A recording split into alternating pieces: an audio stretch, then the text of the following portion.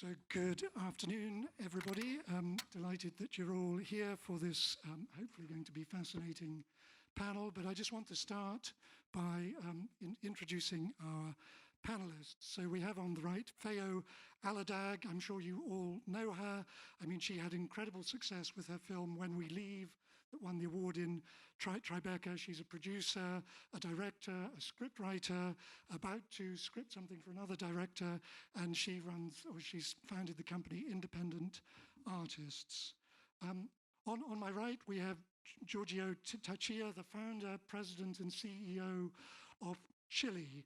And Chili is, started in Italy, but it's a transactional VOD. Well, it's more than a transactional VOD company, but it's a big media company that is, I don't know, is it going to be the sort of European Netflix or something like that? But it's a fast expanding company that has now launched in the UK, is Germany, Poland, Austria. And on my left, we have Vasiliki Blesser, who's the Chief Executive Officer of Star House and a very established producer, many great films. The Wall, I thought, was a fantastic film I saw a few years ago, Girl King, Mama Africa, the musical film, and also the film that won here last year, wasn't it? I mean, Eva Trobisch, all good, I think, yeah. And on our left, we have Philip Kreutzer, who's sort of, I mean, he covers all bases. He's a lawyer, producer, has worked in the UK with the Film Consortium, he's worked with Paramount, he's worked with Eurimage, and he set up his own company, Maze Pictures, and was producer of The Happy Prince, Rupert Everett's The Happy Prince, and I think he's going to tell us a little bit about Kino Hertz, the German producer's sort of VOD site. But I'm going to start with a question for Giorgio, and I just would like Giorgio to take a little peep into the future, because Disney Plus is about to launch, and Warner's coming into this space. Universal is going to be a huge sort of period of flux and transition in the VOD space. And I just wondered if you could talk a little bit, you talked about there's going to be 6 new studios, if you could maybe tell the audience a bit about that, but then also talk a little bit about what you see as being the opportunities for European producers with all these new players, and say a little bit about your company, obviously, as well. Sorry, that's quite a number of questions. Okay, yeah. Thank you. Probably I'll take 2 hours. So thank you. Okay, thank you very much for your time to be here, and it's really an honor for me, in some way, open the real launch of Chili with you here in München. So, as you probably know, Chili is backed by studios. So a few years ago, I shown to the president of Warner Bros. In LA a prototype, a vision, and he said me, this is an incredible breakthrough in terms of go-to-market. I will never invest in your company if you will sell contents of Disney, Universal, and Sony. But if you will be able to convince other studios to join, for sure you can leverage my commitment. So I started my roadshow, and it was an incredible roadshow, because at the end, Warner Bros., Paramount, Viacom with a different set of shares, then Sony and Fox, and finally, thanks to the acquisition of Fox of Disney, we have also Disney in our shareholding. So we are the unique European company with 6 major studios as shareholders. They own 15%, 15% of my company, and this is unique.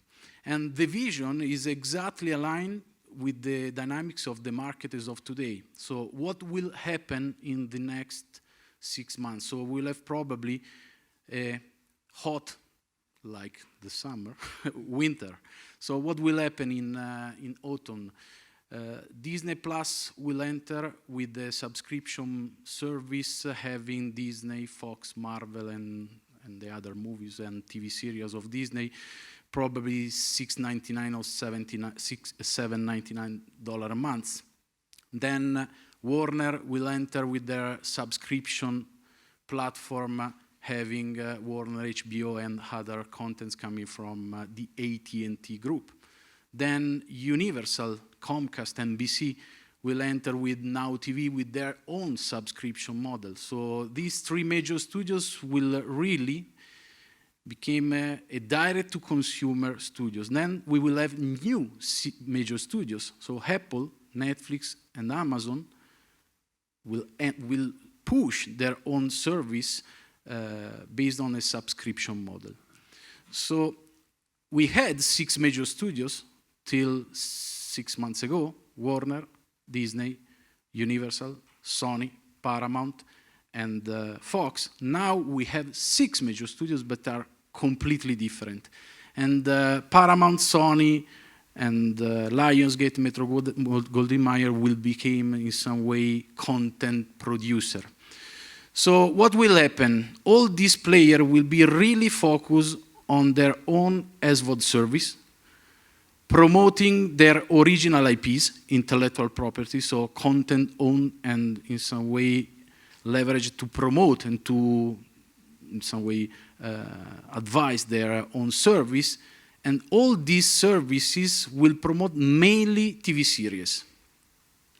And they will fight a lot, creating in some way competition in terms of prices and the presence on screen. Probably all these players completely lose one window that is, I think, the most relevant window, and one part of the ecosystem that is driven by movies. So there is an incredible space in the first part of the market where theater has some problem, where iTunes will be closed, is announced a few weeks ago, where the most important player in Europe is the legal one. I give you a couple of numbers. In Italy, out of 1 billion euro per year, just 300 million are distributed legally. In UK, out of 2.2 billion per year, 1 billion is legal. In Germany, it's different by law and for sure by culture. In any case, I'm trying to convince the other, but it's not easy. In any case, the point is there is an incredible demand of content. Probably the offer doesn't fit the demand. And when I started to incorporate Chile, I had a couple of benchmarks. The first one was piracy. If piracy has an incredible success, what is the ingredients of piracy? And the second one is, frankly speaking, Disney. Because when you think about Disney, it's clearly entertainment. It's not just a movie. It's different. Disney found the real way to monetize content, not contents, IPs, thanks to several different business models, parks, theater, merchandising, royalties, and many other things. So, and all the major players at the end are trying to mirroring the Disney strategy. So now, finally, after 10 minutes, I can focus my speech on Chile. What is Chile? It's the unique marketplace of the entertainment, where we have the proximity of giants. We are exactly in the same ecosystem, available everywhere. Between smart TVs, we are embedded in all screen from 2012 till now. We are available on mobile devices, on browsers, then all method of payment. We are embedded in the telco operator method of payment. So at the end, we have the proximity to the giants. So if you are in some way a client of Netflix, perfect. We are exactly in the same ecosystem, but with the full complementarity. We will never ask for a subscription. Never. Never. Impossible. Everything is a la carte with a different experience. So if you are interested in one movie, in Chile you can find the exclusivity of the package. So you will find interviews, picture, backdrops legally, then featurette, then merchandising. We have 20,000 different products related to characters, then ticket for cinema. then the digital copy, and the physical one, DVD and Blu-ray. And we are creating bundle packages. So maybe if you are interested in a T-shirt of Spider-Man, you can have included the digital copy.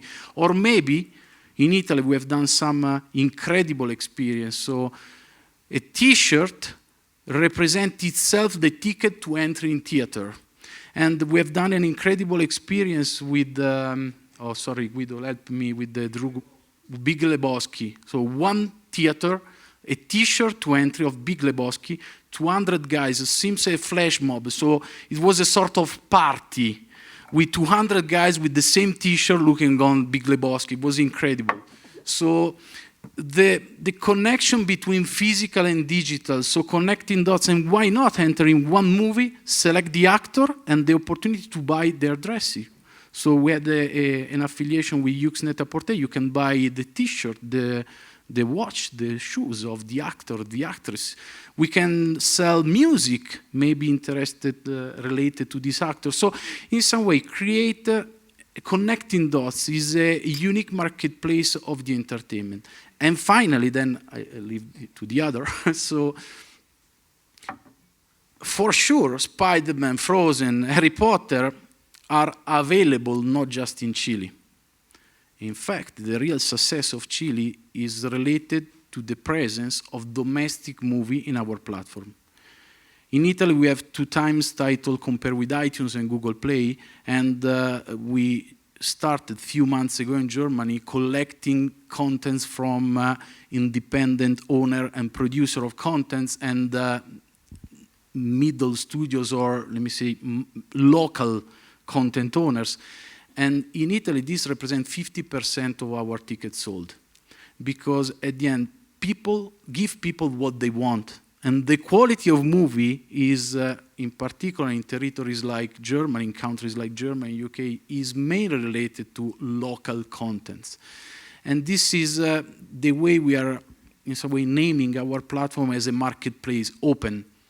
So we can grant you the opportunity to sell tickets for your theater, sharing data. We can grant you a platform, a legal platform with a massive distribution, granting data to distribute legally your contents, here or in other territories. So if you consider the German population in UK or in Italy, the only way to watch your movie is illegally. There's no way. So if you grant us, your title will be legally available in Italy. And maybe, thanks to your culture, German guys can watch legally title in UK and in Italy. Nowadays are not available. Yeah. And I mean, we've obviously got some independent producers here, and we just want to hear what they feel about you know, what Giorgio has just been describing to us. And maybe start with you, Feo. I mean, do you feel there's great excitement, there's a great opportunity for you as a producer in terms of building your company, holding on to rights, getting money for development? I mean, with all these new players, with the EU sort of 30% sort of commitment that the platforms have to make to local content, do you see the VOD platforms really as potentially really important allies for you in the future, or are you slightly wary about them? If you could just say how you regard them. We absolutely do see them as allies. Yeah. I do think we all have one need and one want, which is to create great content and make it accessible to a broad audience and make money out of it. So I do believe the only way to create a future together is to work together and to use the synergies. And I don't think, if you look at the bigger picture, it's not so much, the fight is not on between streamers and broadcasters and theaters and productions and world sales. It's on between how do we make people watch content, as in films and series, instead of gaming and going to YouTube channels or going to dinner or having sex. It's how do we promote, how do we make them watch films in whatever format it is. So I think we're all in the same boat here. And I basically only see opportunities. It is a very complex field. There's a great learning curve for all of us. I do have big issues with, in a field of transparency, which we were talking behind in a very small, tiny room just behind the stage, and I was very interested in what you had to say about your policy if it comes down to transparency. Could you elaborate on this a little bit here? So we had the opportunity to start in terms of technology with a white paper, and this grant us the opportunity to design a technology with the capability to, in some way, grab data a lot. So think about a big washing machine in the middle, connected with APIs and services, and anytime a client, an employee of Chile, or machine to machine produce in some way an activity in the platform, we have a log. All these logs are in some way in real time available. And what we have created is a technology that is in some way open to our stakeholders, not shareholders, stakeholders. So at the end, in real time, we can grant to our partners the personas, the buy rate, devices, ISP. I was giving a simple example of what we can do. I think this can, so for example, if you give to Chile 3 months before the theatrical distribution, 3 trailers of your movie, maybe a package of different information, synopsis, dramas, and what else. In any case, grant me 3 trailers. Then Chile, in some way, will start distributing these trailers. Then 3 months before the theatrical distribution, we can give you back this information. What is the most interesting trailer? But here in München, in Berlin, or in Milan, what is the most interesting trailer for kids, or for women, or for men? Or the best one for mobile, the best one for smart TV? The areas where the 4K trailers is distributed, and the areas where the SD trailer is distributed. So it's a mix of information you can leverage, start promoting your title in theater, probably increasing the success of your campaign, or reducing the cost with the same success. So at the end, frankly speaking, why we have implemented this strategy? Because the TVOD business model is a very difficult business model. So 62% of our turnover go back to the content owner in some way.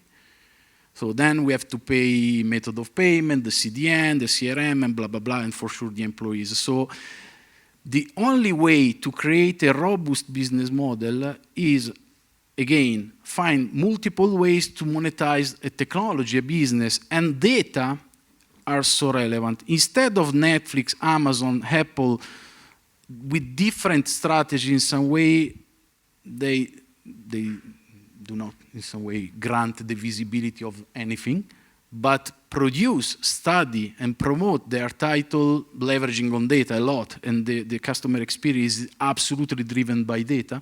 The strategy of Chile is completely different. So anytime we sign an agreement, included there is a set of data far from the standard, then we can sit down and define what is in real time needed. And we can also, for some clients and partners, including studios, we represent the DMP. So the platform to promote title, not in Chile, but as we have insourced Google as the DMP, we can promote with keywords, display, social, and remarketing, retargeting, what is needed. In any case, we can leverage on data to increase the quality of campaigns related to your title. And this is the real concept of partnership we have in place with our, and this is probably the reason of the investment of studios, I think. Could we try and bring in the other two? I mean, Vasiliki, I mean, when I spoke to you last week, you mentioned that German TV editors, commissioners, there was some sort of suspicion of the platforms that they were regarded almost as the enemies in certain cases. Is that the case, and if so, why?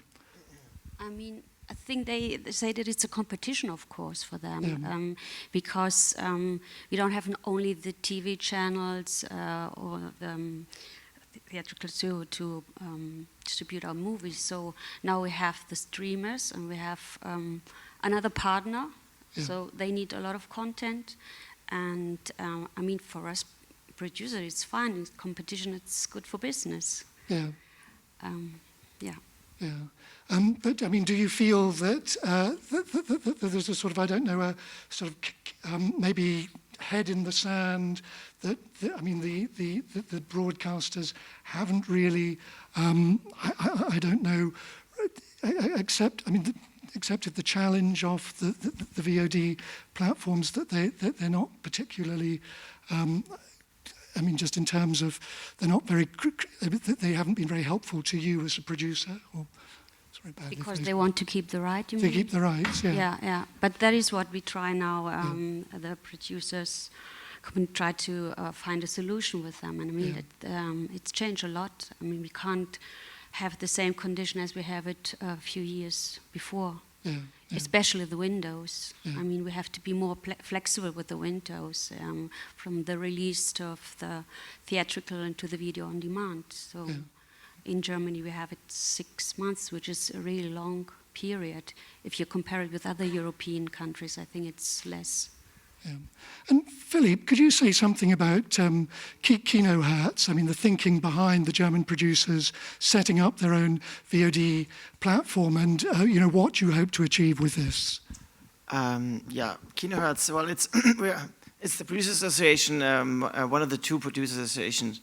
Vasilic and I were actually both members and part of the board. So we set up this platform, which is a VOD platform, completely complementary, non-exclusive, but basically driven by the producers. Yeah? And the idea behind it was one thing, which is also, I guess Chile in a way does, is also to make things available again, which aren't available anymore. Yeah. So it's, for us, it's more a digital laboratory also to work on that, have complete transparency. So if all the producers who put their films on the platform, they have all the data. Yeah. Because as been said, I mean, the big challenge is the data, the info. I mean, have the data to make your film be seen or found. Yeah. So that is, I think, the key to everything. I mean, if you have the million films which are available legally or illegally online, it's the key is that it's being found, because people, just like as they go to the movies, same as digital, they don't go to the movies, or they don't go to the streamer, they go to see this or that, and they must they look for something very specific. So to make them look for that specific, that's the big challenge, and for that you need the data. So, and that's, I guess it's so obvious, but I think it's the big thing is having the access to it. So basically we launched Kino Hertz as a small platform, non-exclusive, and we hope, we hope to also give a work. It's also a showcase for independent producers, our members, so to have their films being seen and made available. So. Yeah. And maybe just to ask you both, I mean, you were talking earlier about the difficulty of development money for German producers, and how basically, I mean, it's lower than in other countries. It goes to the script writers, and that often productions are put into production so producers can get their fees, and you've got all obviously overheads and things to worry about. I mean, do you see the platforms, there might be an opportunity for you as producers to get development funding via the platforms? I mean, particularly with this EU 30%. I mean, is this something that you think might sort of transform your businesses? That would be, of course, great if we don't have to reinvest money in development. I mean, you can't develop only one or two projects. You have to develop several projects, and you can't realize all of these projects. So you lose, of course, money in the development during the development period. Yeah. So that's the producer risk, of course. But is there any sign that this money is going to come to you, or, I mean, through the VOD? I mean, that there's 30%. That there's money going to the film fund. That your terms of trade are going to improve. No, I don't understand the question. No, I was just wondering, I mean, if there was going to be extra funding for development that was potentially going to... Yeah, that would be, of course, great. That is what that now happen. I mean, also in the the Bavarian film funding, we have a development fund now for TV series. Yeah. I think it's all. I mean, the whole ecosystem is changing, and everyone who's participating in the German market, wants to have subscribers or pulling money out of the market. So it needs to participate also in the creation of how things are, productions are developed and made locally. So I mean, Netflix now is contributing to FFA. So. And obviously that some of that money will be, I mean, FFA does only features, yeah. But I mean, there's, the system is also, some money needs to go back into the system. So I think that's one issue. Certainly the 30% quota is a good thing. I mean, that's still to be defined, but it's, of course, if they need local content, and the platforms do want local content, so they're working,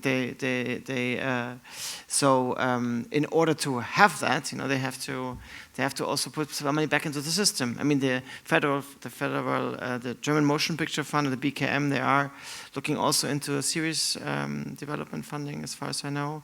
So I mean, the money is going also in that way, because that's where the highest risk is, and we know it from the movies. The more you develop, normally the better the films will be. Yeah. So. And it's hard. I mean, if you work for the streamers, sometimes they go for a show just on a pitch paper, which is done fairly quickly because you have a great package. Or sometimes you really need to develop, and it depends really on the type of product. I mean, show you're developing, because it does make sometimes it's also good to be able, as a producer, we are the catalyzers of content in a way, because we're directly working with the creatives and putting things together to develop on our own, before selling it out to one of the sales agents or platforms, and basically get a project really ready before we take it out. And that's something where obviously any sort of public or any sort of development funding really will help. So. But on the other hand, I have to say, I mean, I'm not promoting the FFR here, but just because also the two of you are sitting here, we are in a very fortunate situation in Germany overall. I would just like to stress that thought, because I do think, at least I can only talk for myself, I probably would have not been able to make my films the way I was able to make them had I been living in the States, trying, to raise my company there. So I do think we are very fortunate, and we also need to use the tools we actually have, because there are funds that are not completely used the way they could be used. For example, Drehbuchfortentwicklung and other stuff that we're having coming from the FFR in this case. But certainly there is a great opportunity, window of opportunity, now that we have sort of new synergies coming together.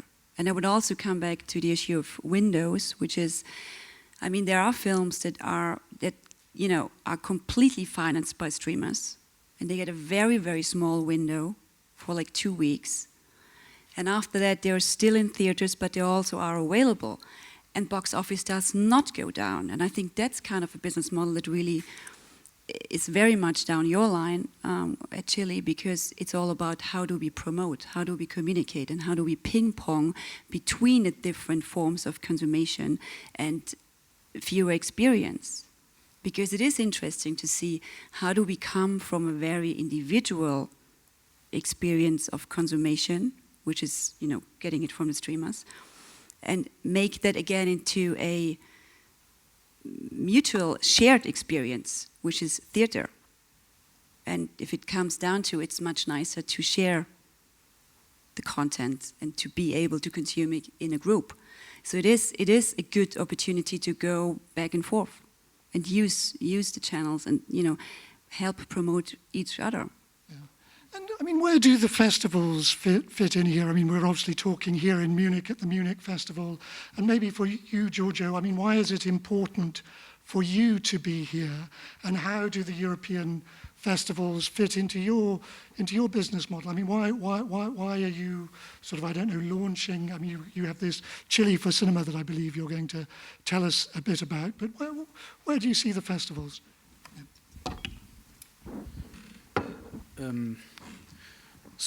First of all, we are trying to be a European company, hiring German, English, Polish guys, and then we will open here in Germany a subsidiary. So we need to be in the territory, having contacts with the territory.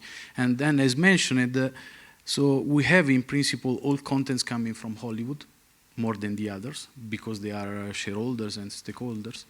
And we need local contents. And I think this is the best option to be in touch with you. So I think this audience is perfect for us, because this is a way, so for a company like Chile, for us, create business is a sort of matrix. We have no billions to enter and then say, paying ATL, okay, we are here. We are establishing. We need to add context, technology, relationship, business. So, and every day, this business growth, when in some way we can say now we are a brand established, when people start talking about Chile. And this is a matter of, let me say, a step-by-step strategy that you can apply if you have no billions, as we are not backed by big groups or private equity funds with a lot of cash, that you can put your brand in, I don't know, Bayer Monaco t-shirt and then paying advertising. And I think this is the best way, create networks, grant reliability. Being here in person, maybe just with English or Italian, but then talk with people and then create a network and in some way give you contacts in person, and then start from here. I think here we found incredible people that in some way organize and give us incredible opportunity to open and to give messages. And it's not simple, because we are Italian, we are not German, we are new. I'm sure that other players with different brands in some way would like to be part of this, in some way, incredible event. And this is a way to create partnership and synergies. I think this is really valuable, and we will do all our best to give you back, in some way, values. And maybe just to ask you, Fia, I mean, just the incredible success you had with When We Leave, how many festivals did that screen at? It sounds really not humble, but I sort of lost track. I think on the Vita are like 156. 156, which is an astonishing number. Just in terms of, with the platforms, I mean, if, I don't know, All Rights suddenly go to a platform after the film, you have a new film that screens in Cannes, then presumably, that opportunity to reach the audience, to travel with the film, to have the discussions in different contexts will disappear. I mean, are you worried that, in a way, the platforms might undermine that kind of, very special experience you had with that film? Honest answer, I get on the nerves of the people in my, with my friends and family, because I keep coming back to the issue of transparency. Yeah. So bragging about it. I mean, streamers might have all the reasons for not, opening up their data, and I totally respect it, of course.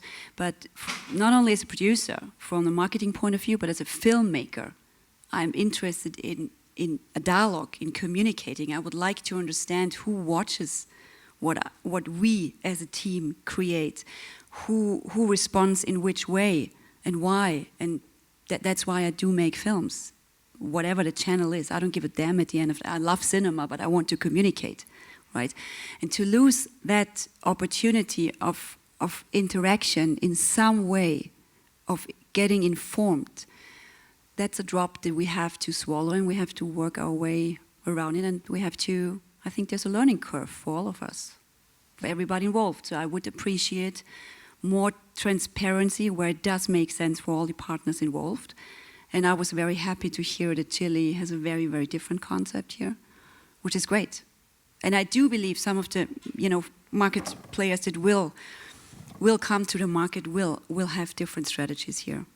I'm not sure what Apple will be doing and how they will be doing it, but I could imagine it might be in a different way. Yeah. And maybe to ask you two just about co-production and whether it is, and the relationship with sales agents and how that is evolving with with the platforms? I mean, is there a sense that basically you don't? I mean, you're putting the films together in a different way, that the old co-production model is changing, or are you both still putting your current projects together in the same way that you always have?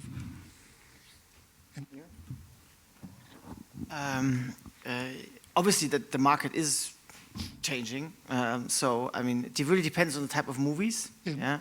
Obviously, I mean, if you do bigger movies, like, you know, we did Daniel Radcliffe, Guns Akimbo action comedy last year, and that was put together still the classic way, you know, with pre-sales, obviously, and a lot of soft monies and a lot of equity. What we see is because, I mean, you know, all the distributors locally struggling a bit more, the pre-sale market being very difficult for sales, the same also for sales agents. So that is basically replaced with equity.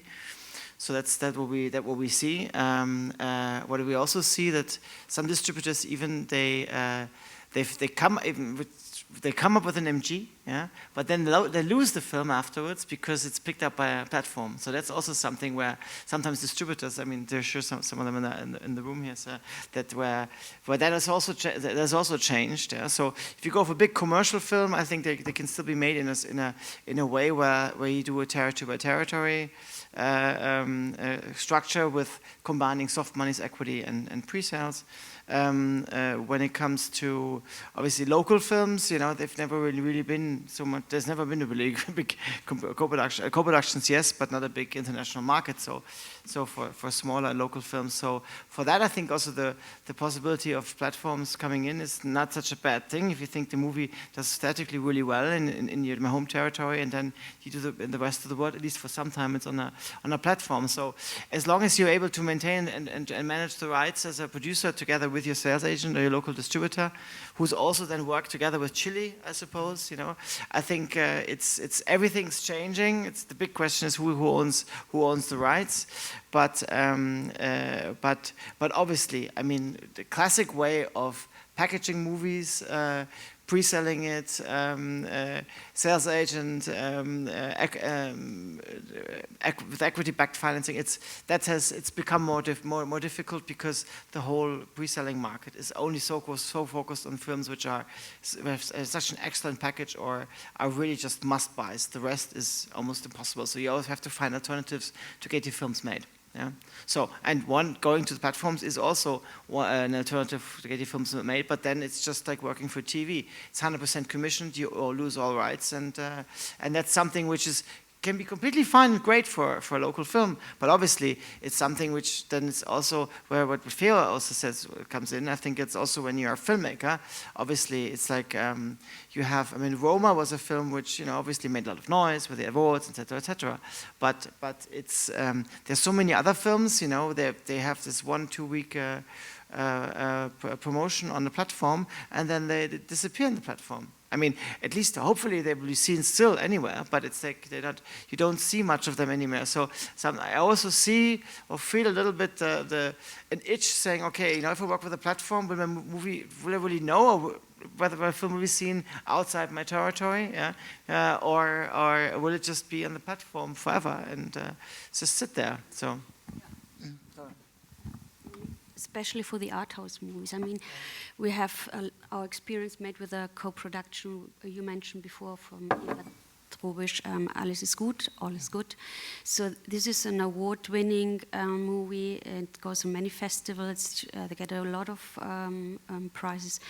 But what happened is you have a theatrical release in Germany, and we have nearly 10,000 admissions only.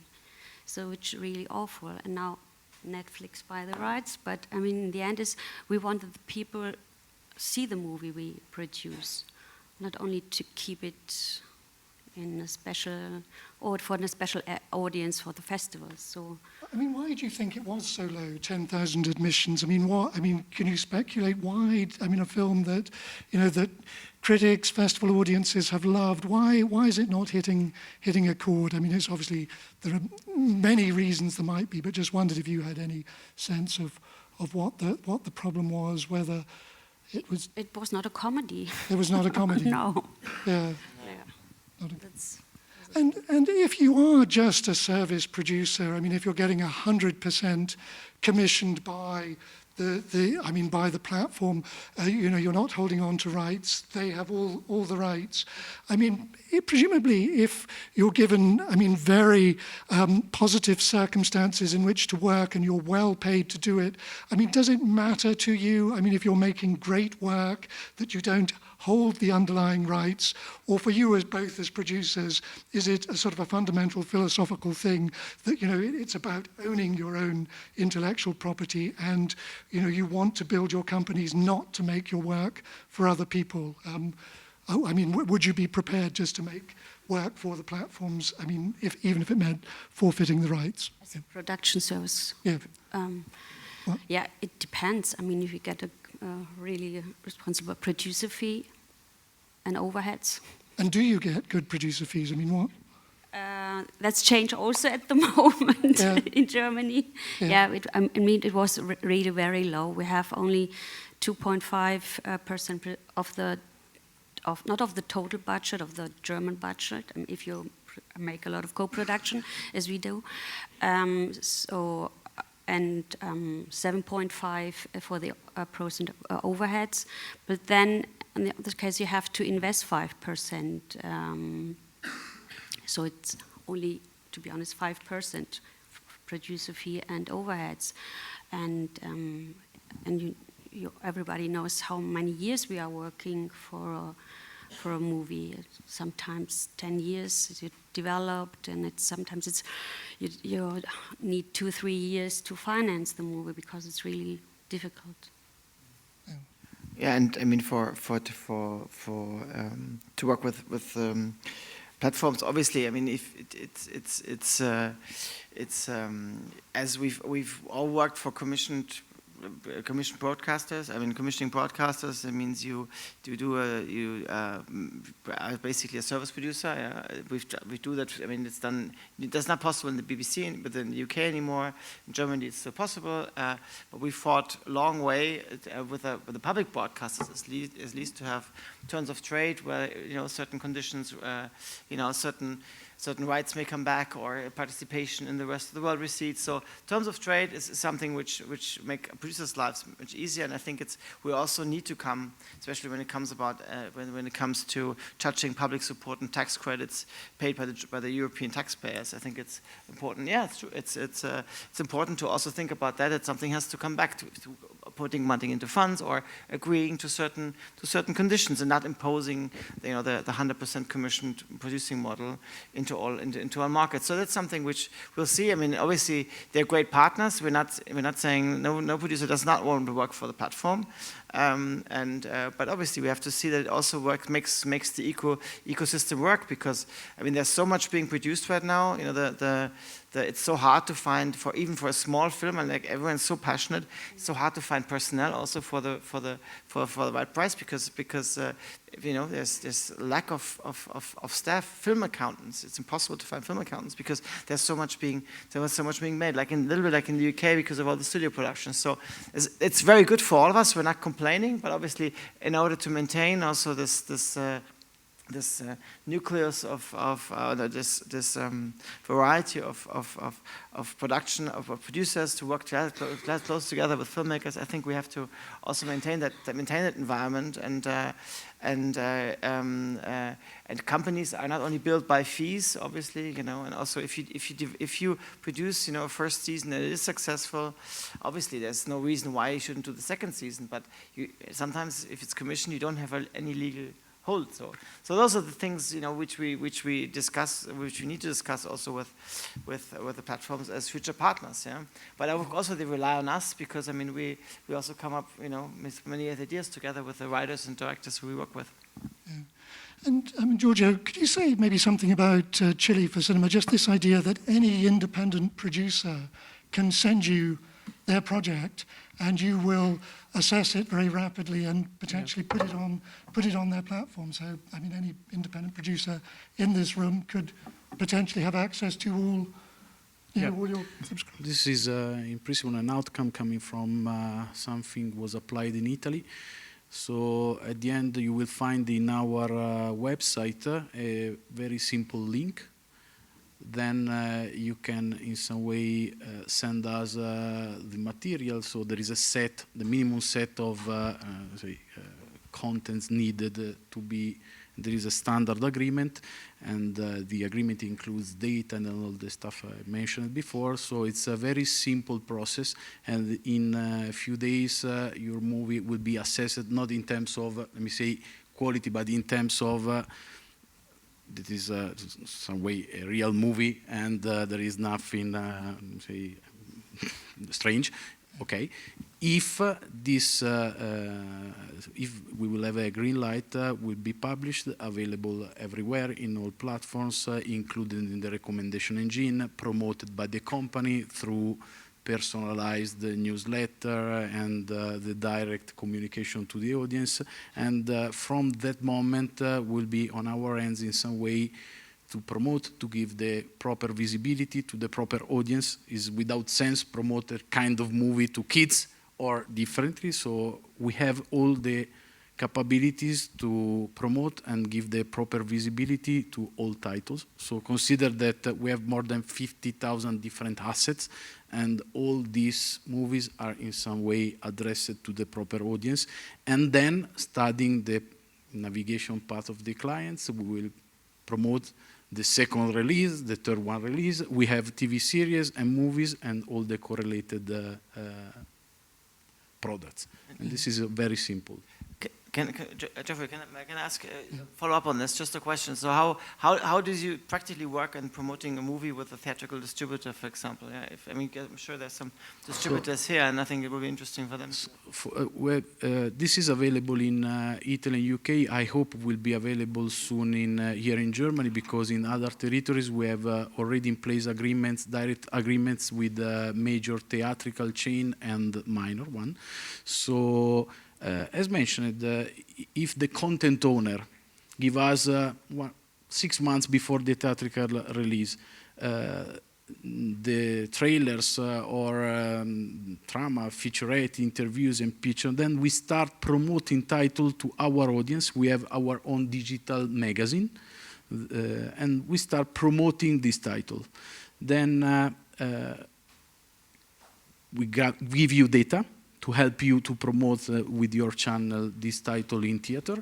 Then in other territories, we have the opportunity to sell directly ticket for cinema, and we have been paid by the end user. We grant everything to the end user, to invoice, to have payments, and give back to the theater chain payments and what else. We provide directly the ticket, and if the content owner grant us the opportunity to bundle, we can also bundle ticket and digital with the pre-order, or ticket with other stuff, so creating packages.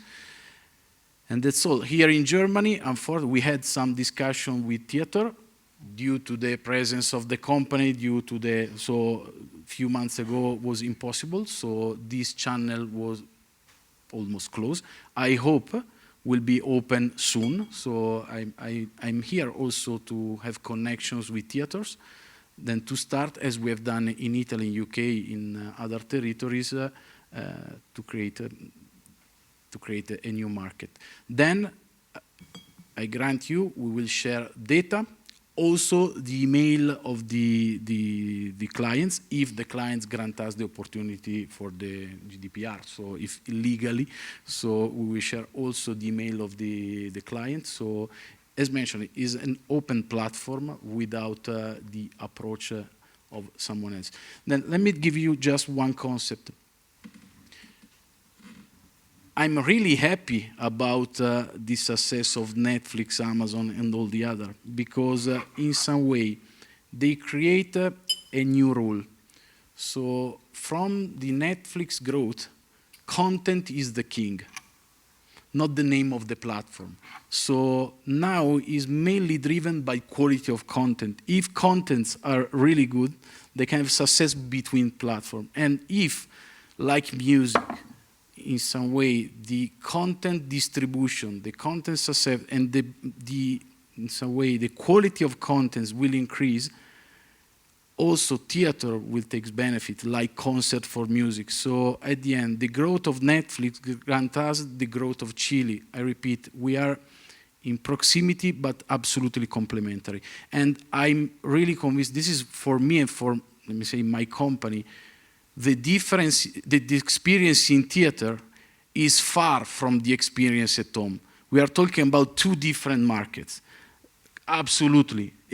There are some movies for theater, some else no. So I think that we can cooperate, trying to create more market, focus on title. So, and this is, if one title is available legally and no one is looking on it, this is available, distributed, shown, promoted, and no one is looking for this title, probably there is a problem for titles. So that's the issue. So, and we can grant visibility in data to study and then to produce maybe a better title in the future. And just a few final questions. I think we go for a cocktail afterwards upstairs. Is that right, Claudia? But just in the lounge, a few final questions. Are you, I mean, you two as German producers, have you been happy with, I don't know, the public film policy, the state intervention in this area? I mean, I just was hearing about the platform, was it called Gold? Do you know the one?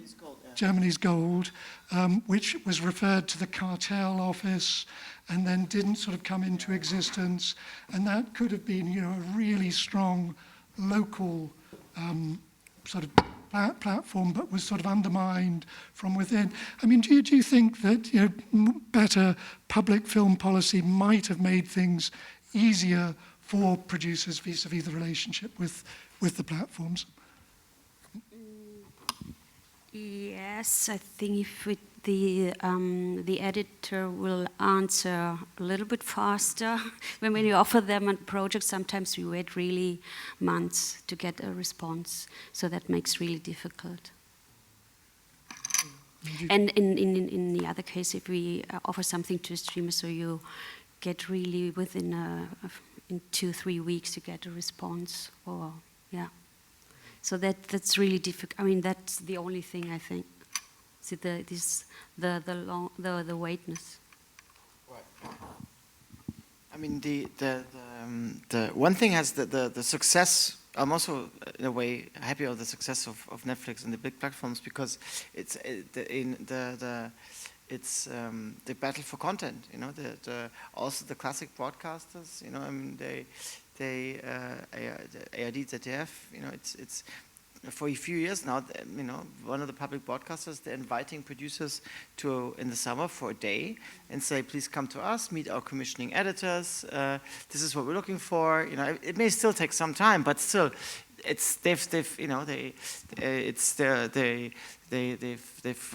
competition has arrived, and they're being also more aggressive, more proactive, want to do also bigger projects. They're inviting producers in, so I think that's a good development in that sense. Obviously, when it comes to the political sphere, it's clear Germany's gold. I remember there was like the ARD ZDF, for those of you who may know, and there was an initiative to have a big VOD platform, Mediathek, but a joint Mediathek by the public broadcasters, and that was brought down by the antitrust authorities, which I dare to judge. But obviously it's, and that was 5 or 6 years ago. That was even before the big Netflix and the big platforms came. So obviously, you know, I'm personally not a friend of regulation, but obviously certain things you have to see how it all develops. It's good that there's competition, that there are more platforms. You know, there's niche providers. There's others with a model like Chile, I think, which is very welcomed. I mean, there have been European many platforms which started and they never saw the ground anymore. So I think we just have to see how it develops. And obviously, I mean, the quota is the first regulation element, and I think also it's important that the local creativity is in a way protected through the funds and tax credits and whatever, to make sure that this is that it's not going to be just a few studios running it, because the variety of our film landscape in Europe is to be preserved. And this is something where we as producers, I think we do what we can to make sure that the politics